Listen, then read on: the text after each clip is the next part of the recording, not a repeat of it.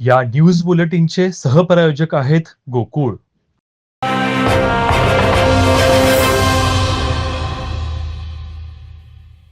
पन्हाळा तालुक्यातील कोडोली येथील स्वर्गीय केदार प्रवीण पाटील यांच्या 12व्या स्मृतिदिनानिमित्त कोडोलीतील वारणेचा वाघ फाउंडेशनच्या वतीनं हाऊसिंग सोसायटी सांस्कृतिक भवन इथे रक्तदान शिबिर मोफत आरोग्य नेत्र चिकित्सा शिबिराचं आयोजन करण्यात आलं होतं.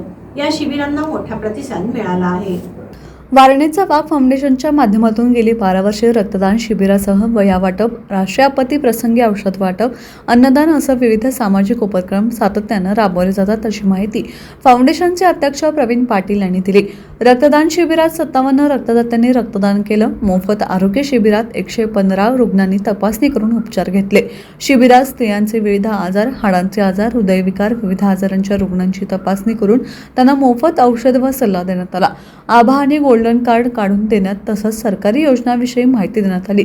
शिबिरात कोडोली अस्थिरोग तज्ज्ञ डॉक्टर महेश महाडिक, डॉक्टर विरेश आपटे, वैद्यकीय अधिकारी स्वानंद मिराजकर, सुप्रिया ढोली, यशश्री आपटे, सनी पाटील, किशोर वरपे पाटील, सुनील हिसावडे, अक्षय चिखलकर यांनी रुग्णांची तपासणी केली.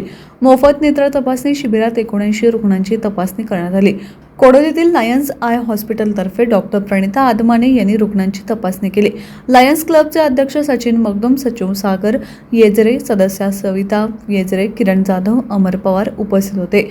गोकुळ संचालक अमरसिंह पाटील, कोडोलीचे उपसरपंच मोहन पाटील, सदस्य प्रवीण जाधव, अजित पाटील, कोडोलीचे सहाय्यक पोलीस निरीक्षक कैलास कोडक, यशवंत शिक्षण प्रसारक मंडळाच्या विश्वस्त आणि यशस्वी फाउंडेशनच्या अध्यक्षा विनिता पाटील, वारणा साखरेचे संचालक रवींद्र जाधव आदी मान्यवरांनी भेट देऊन सामाजिक उपक्रमाचे कौतुक केलं.